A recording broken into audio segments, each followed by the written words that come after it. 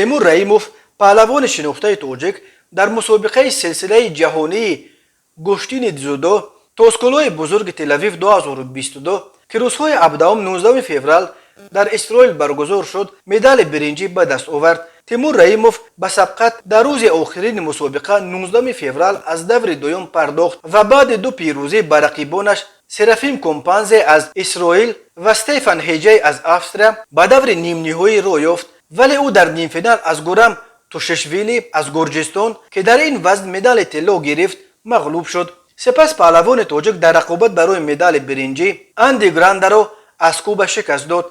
تیمور رئیموف سال گذشته در مسابقات توسکولوی بزرگ در باکو مدال نقره و در ابوظبی مدال برنجی گرفته بود. به اطلاع سامانه رسمی فدراسیون بین المللی جودو در مسابقات تل‌آویو 298 ورزشگر، 165 مرد و 113 زن از 34 کشور اشتراک کردند. تاجیکستان را در این مسابقه بجز از تیمور رئیموف با 3 ورزشگر سامان محمدبیکوف 73 کیلو، شادمان رضایف 81 کیلو و جهانگیر مجیدوف 90 کیلو نمایندگی کردند. سامان و شادمان روز دوم مسابقه 18 فوریه، جهانگیر روز 19 فوریه وارد رقابت شدند. سامان محمدبیکوف در دور اول آزاد بود. در دور دوم بر ورزشگر برزیلیا جفرسون سانتوس یونیور غالب آمد، ولی او در دوره چهارک نهایی از طاهر بوتبول از اسرائیل و در دور تسلط بخش از ایگور وندیک از آلمان شکست خورد. در نتیجه مقام هفتم را کسب کرد.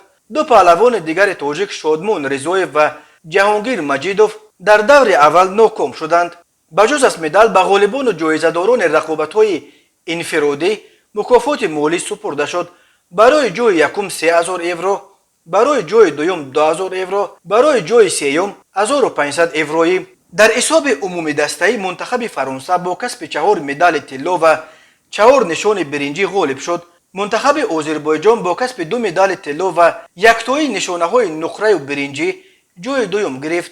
منتخب گرجستان با کسب 2 مدال طلا و 1 نقره جای سوم را از آن خود کرد. منتخب تاجیکستان با 1 مدال برنجی و 1 جای هفتم در بین 34 کشور همراه با اسپانیا جای 23 را صاحب شد.